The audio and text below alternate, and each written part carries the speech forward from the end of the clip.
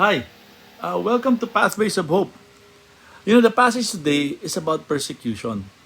And for us modern day Christians, you might think, okay, only a few places in the world are places where Christians experience persecution, especially as the one described here in the Gospel.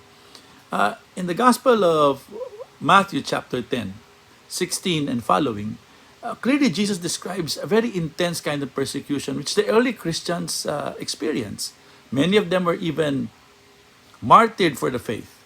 But you might say, oh, there are only a few places in the world that experiences persecution these days. Okay, maybe this is appropriate for them, but not for all Christians. And yet, if you follow the principle that the persecution that they were experiencing in the beginning of the early church was a persecution geared at stopping them from practicing the Christian faith, then you might say, in an extended way, all Christians today are experiencing some kind of persecution because it's becoming more and more difficult to live the Christian life. The moral values of the world around us is very different.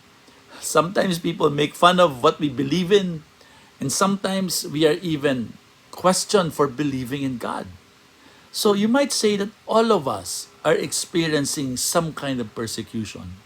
Also, therefore, we could listen to the advice of Jesus. And I'd like to just focus on the first verse that gives us the practical advice and the encouragement, aside from the truth that the Lord Himself and the Spirit will speak on our behalf. But He gives us a practical advice at the beginning of this reading. Jesus tells His disciples, "Behold, I am sending you out as sheep in the midst of wolves. So be wise as serpents and innocent as doves." What lesson can we learn here? First, the description. We are being sent as sheep amidst wolves. So we will be under attack. The world around us will attack us. So what's the approach? He tells us, be wise as serpents and innocent as doves. The dove is described as a symbol of innocence. And what is innocence? The absence of guilt. It is when we pursue what is good, we pursue what is righteous, then we are innocent. But then he combines it with another description.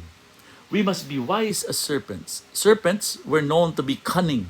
They're the ones who trap their prey because they're predators, and they need to be wise in developing ideas so that they could get their prey.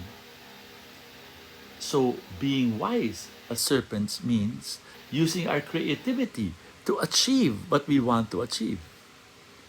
So Jesus combines these two descriptions for us Christians today. He's telling us to survive in this world where we're under attack.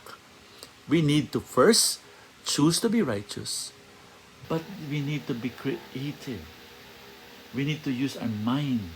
We need to be wise, and so we can live the Christian life well. I think that's a good advice. Many of us are inspired by people who, amidst the challenging situation they find themselves in, they decide to choose the good, and they are creative in doing the good, in helping the poor, in doing mission work, or even in evangelizing, or even in loving the people we're supposed to be loved. We need to be innocent. We need to pursue what is good. But we need to be wise and practical. How do we love faithfully?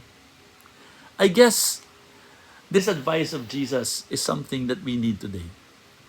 Living the Christian life is not easy, but definitely He gives us advice.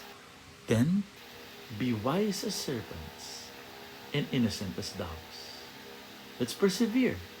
Let's continue loving the Lord and serving Him and using our minds and our creativity to accomplish it, and always in our hearts wanting to pursue what is good and what is right.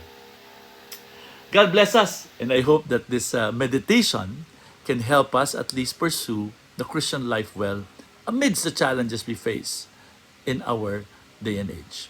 God bless us.